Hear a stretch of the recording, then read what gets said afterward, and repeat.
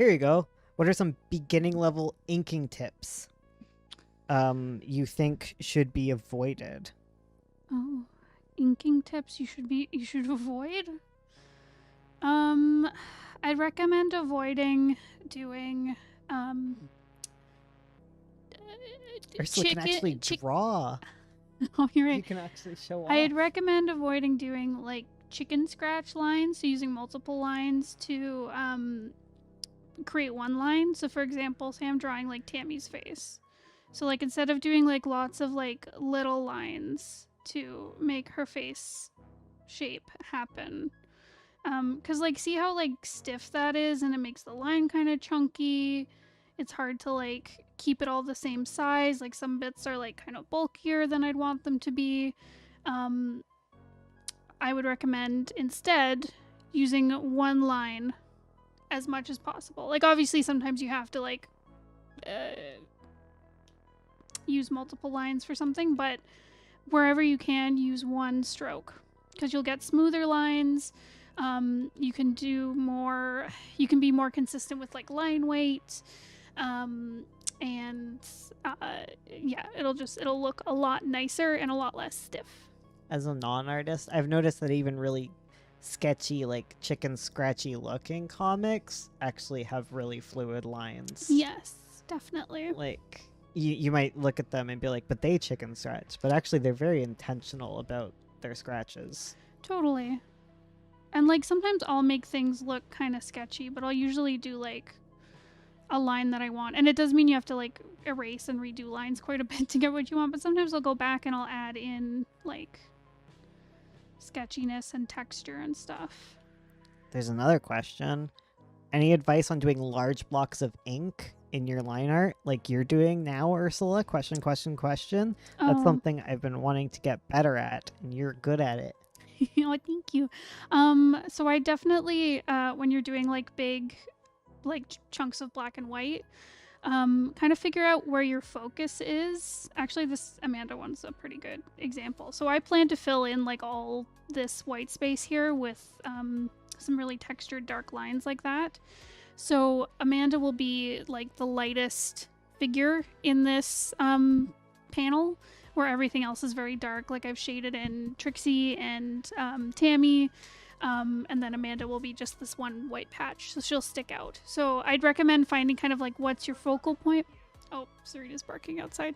I'd recommend finding like your focal point and kind of directing everything to that. So that can either be, the focal point can be like the darkest thing on a light background or the lightest thing on a dark background.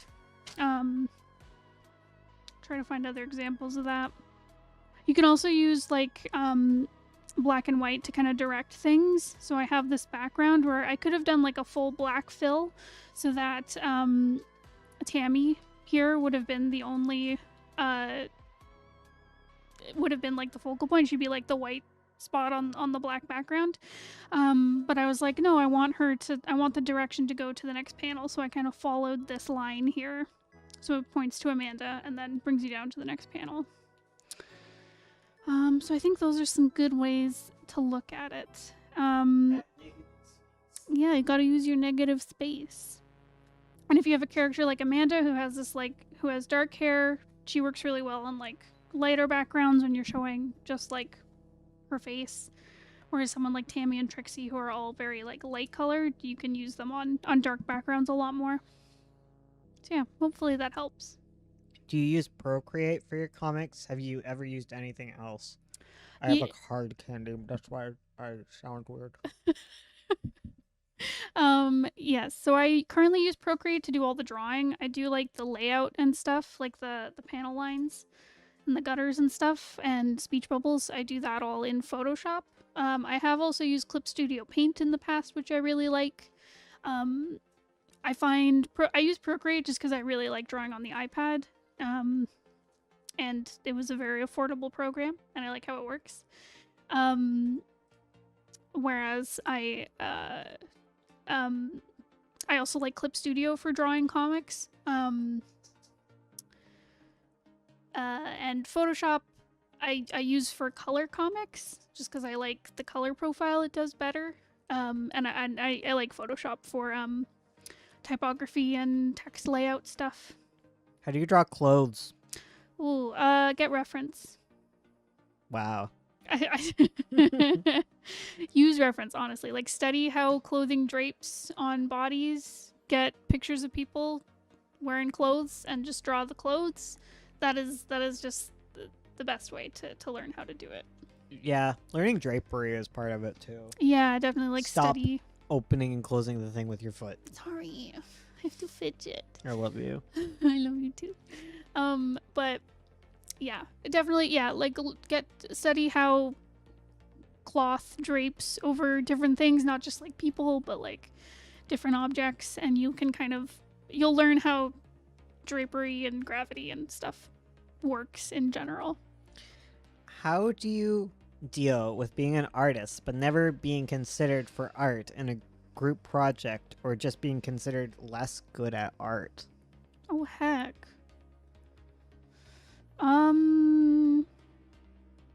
Inner beauty. Inner beauty. Sorry. Oh, That's hard. that is hard. One, group projects are terrible. Yeah. They're not fun for anyone. When you're assigned like a group that you don't work well with, that is just crappy. And I think it's something you just kind of have to learn how to work with people.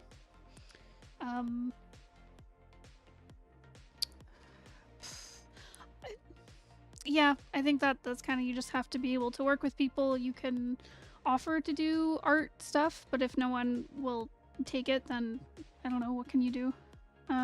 But that doesn't mean you're a bad artist just because you're working with people who don't want to let you do art portions. I think that's important to remember. I was interested in using CSP for their 3D models. Would that be helpful, or would it hinder me? I think it can be helpful. You have to sit. Sit. You can't stand. She's doing it. She's doing it. She's jumping off the couch.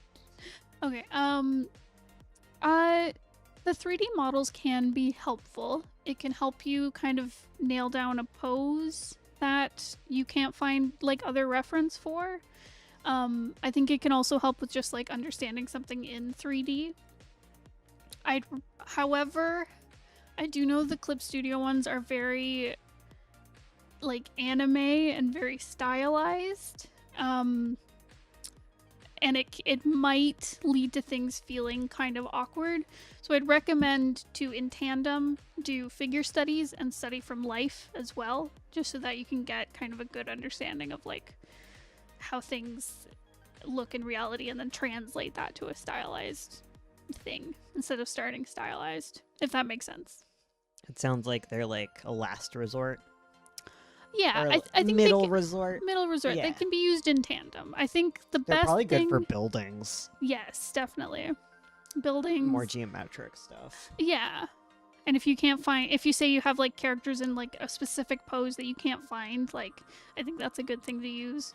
Yeah. But I'd recommend also just studying from life, because that's, like, the best tool. Do you have any advice on starting the plot? No, we're asking Ursula questions. My turn, guys. Yeah, we have Mom to let said Ursula... It's my turn to get It's questions. Ursula's turn with the question. I mean, like, my group of friends making things together, I'm always passed over for better artists in the group. Aw. Well, I'm sorry. I'm not good with social dynamics. That's hard when it's friends, cause like... Have you told them that it hurts your feelings? Because yeah. that would probably be the first start. That's what I learned in therapy, was you have to say, it hurts my feelings. I feel X when you do Y, and I would like Z in return. Yes. So it makes me sad when you eat my crackers, and I would like you to stop doing that in the future.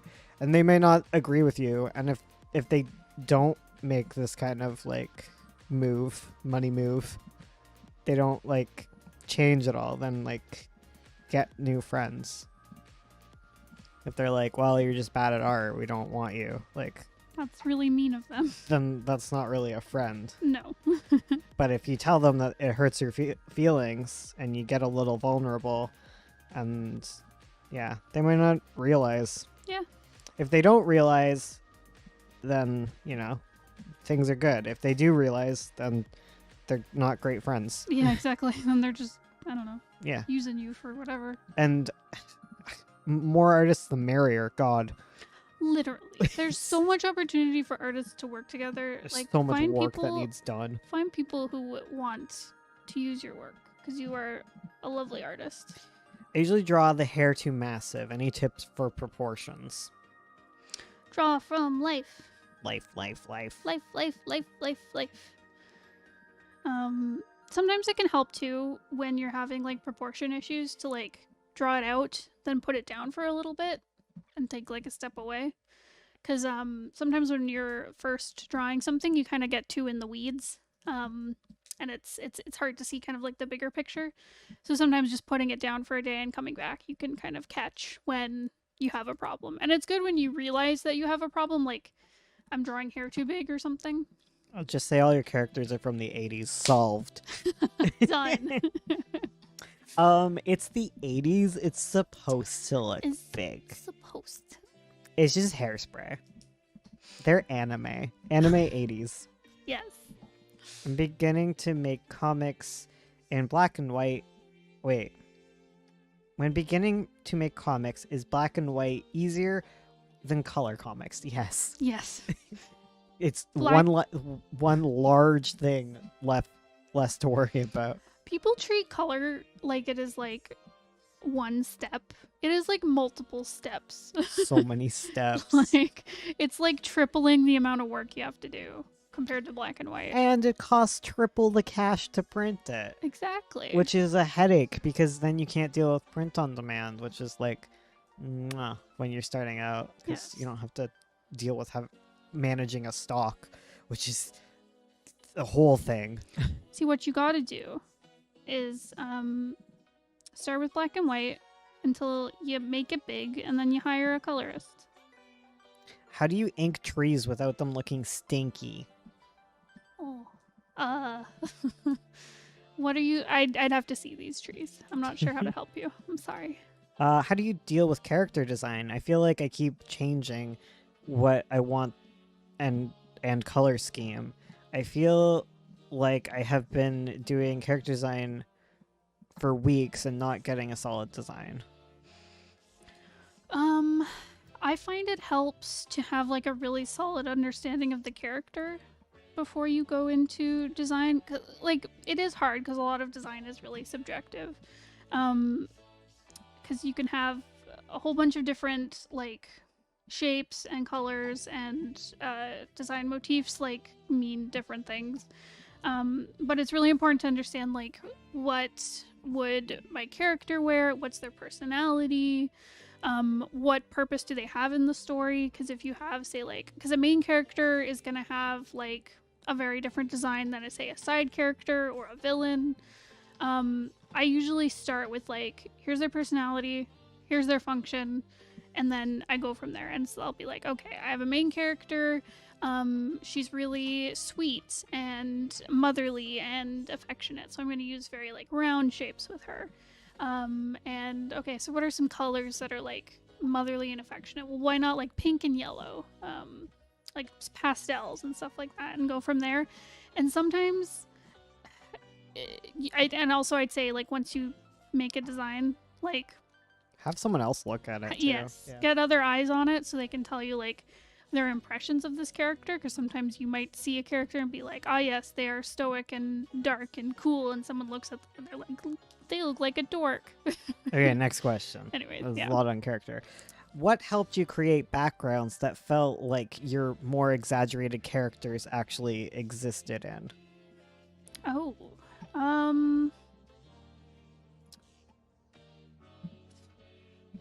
I think it's really important to like nail down your style and do lots of design work for your backgrounds.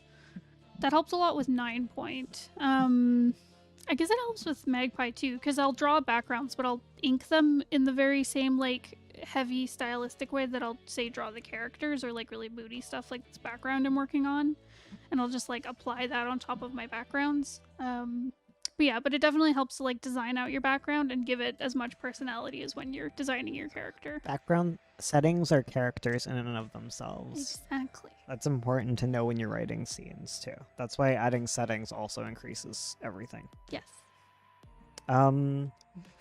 Back to the tree question. Do I just attempt inking them how I'd ink a character? How do you make a tree look like a tree? I am small brain. I think you should. It's hard because you want to ink your backgrounds the same way you'd ink your character to a degree. You want the focus of the panel to be the focus. So if you have like say 2 characters standing in front of these stinky trees, you'd probably want to draw the characters in the foreground with like thicker lines, where the trees in the background you might want to use thinner lines to imply that they're further back. It depends on the mood. Like you can add lots of like rendering and shading, or you can leave them very like gestural in the background if you really don't want people to focus on the background. You can try inking them like you'd ink a character. Like I think if you're trying to figure it out, I'd iterate on it. So do like a test run and be like, okay, I'm gonna ink my trees just like my character. If it still looks stinky, try like maybe I'll use thinner lines. Maybe I'll do something more kind of gestural, and just keep iterating until you have something you like. Draw a forest of stinky trees until you find one that smells of pine. Okay. Any tip on choosing a color palette? How do you pick one that's not too restricting? I mean, sometimes restrictions can lead to creative ideas, but I know what you mean.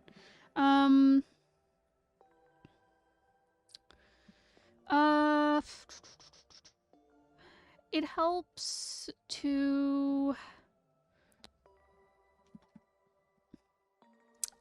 I find it's hard because, like, depending on your comic, you can use a variety of, like, colors and types of colors and stuff.